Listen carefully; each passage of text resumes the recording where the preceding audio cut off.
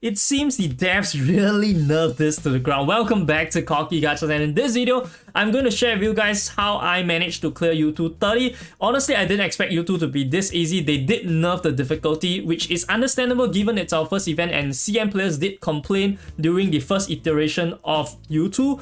Hence, we are having an easier UTTU. But regardless, people will still have problems with this if you're not adequately prepared or do not understand the conditions of clearing this stage. So first, we're going to take a look at the enemy over here, and this is Eagle with 100k HP. And you might think 100k very little. I can slowly just wither her down, it's not a problem at all. But of course, there is nothing free, right, in this world when it comes to UTTU. It's the final stage after all.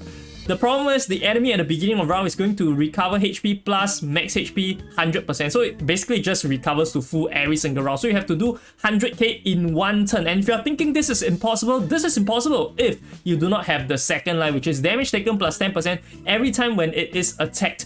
Meaning every time you attack it, regardless of the value of the damage itself, it is going to take one stack of this negative debuff, and it can stack limitlessly. So what you want to do is you are trying to build up the stacks at the earlier rounds and then build up one cumulative round whereby you are going to burst down the enemy 100k in one turn. But still, it's not going to be the easiest. Hence, I'm going to have some recommendations when it comes to the Fame card as well as Vertin card. So when I touch on the Vertin card, this is the best one I do think, and that is the Porian. The Porian over here, right, at the start of every second round, allies gain +1 AP for this round, meaning on every second round, you're going to have 5 AP with 4 units instead of 4 AP.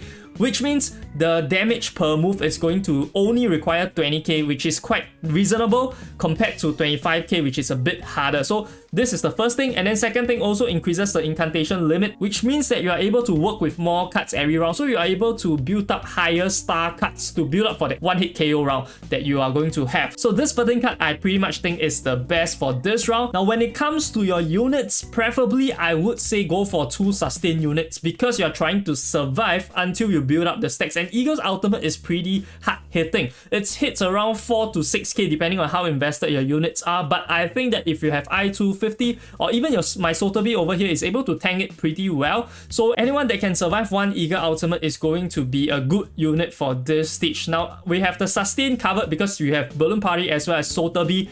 Pretty good sustain already. Next, we need to take care of the DPS. You only need one Hypercarry. It's either Beacon, Melania, you can have Centurion, even Eternity. It doesn't really matter who you use. But if you have Melania or Centurion, it's going to be easier since the Afflectus bonus is going to help you a bit. Now, when it comes to the Hypercarry cards, the Fame cards, I'm going to have a couple recommendations. The first one that I did use, right, the first set, it's this Leilani card as well as the Regulars card. So by stacking these two cards, right, you can see Leilani effect over here. After the caster takes action, damage dealt +4%. So this will stack a lot. You will use by round 7, round 8, you probably would have more than 60% damage dealt over here just stacking if you keep using their cards, right? So Hypercarry using this is going to be great. The second option is going to be this Regulars card whereby it does stack the crit rate and crit damage at a lower percentage, 3%, but crit rate also does only stack up to 100%. So do take note, this cannot stack infinitely for the crit rate, but for crit damage, it can stack pretty well. So this two is the one that I use for my Melania.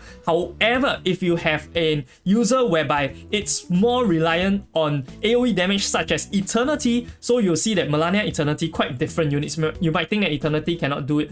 Now for Eternity, I would suggest for you guys to use a different card. For this card, I would say is the Dove card. Okay, so this card over here, you can see the Matilda card. The Matilda card is after casting an incantation with 2 or 3 stars, incantation might plus 60%. This is a lot, 60%. So your strategy is going to be a bit different from stacking, where you keep stacking the 1-star card, right? You don't want to spam that. Instead, what you want to do is to try to accumulate cards to have the 3-star cards. Once you have like 3 of the 3-star cards on round 6 to round 8, you should be able to go with that 5 AP to do that 100k damage using this Fame card itself. And then of course you can also choose to like go with the Leilani plus this Dove card if you are using the Eternity. Definitely works. I've seen people clear with Centurion. Beacon is quite similar to Melania. The only problem is Beacon might need to have I3, otherwise it is a bit too squishy. So this is just one of the problems when it comes to Beacon.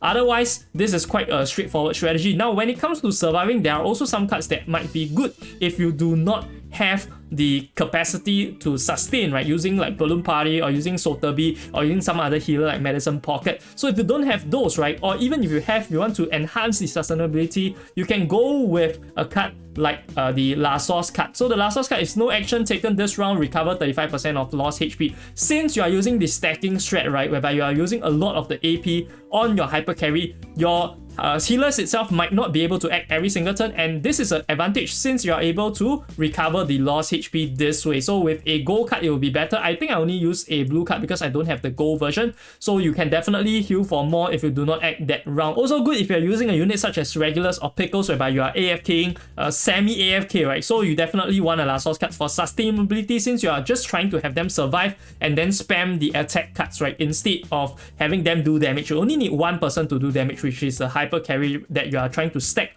or you're trying to accumulate the 2 to 3 star cards. So that is the strategy. Of course, this is not just the only sustainability card, right? For your supports, you can definitely use more than that, and other recommendations would include this card over here. So this Fame card, right, it doesn't really matter what tier it is because the main thing that you want from this, right, is when dying recovers 50% of lost HP. So for people that are having difficulty surviving Eagle's ultimate, you can prop this on your support units instead. So you can have like a blue card on one of those, you can have like a gold card, a yellow card on the others. Doesn't really matter because what it does is that it increases the damage by 20% at yellow and then 40% at the Fame card, the golden card. But you don't really need it, you're just using the sustainability aspect. And there is also one more card that is quite good for a support. It's not really from a sustainability end, but for this Snyder card, you can see, right, when you use a tier 2 or above healing incantation, one incantation of another ally gains +1 tier. So in conjunction with someone that is trying to use the Dove card, right, you can definitely accumulate cards this way. Instead of moving them,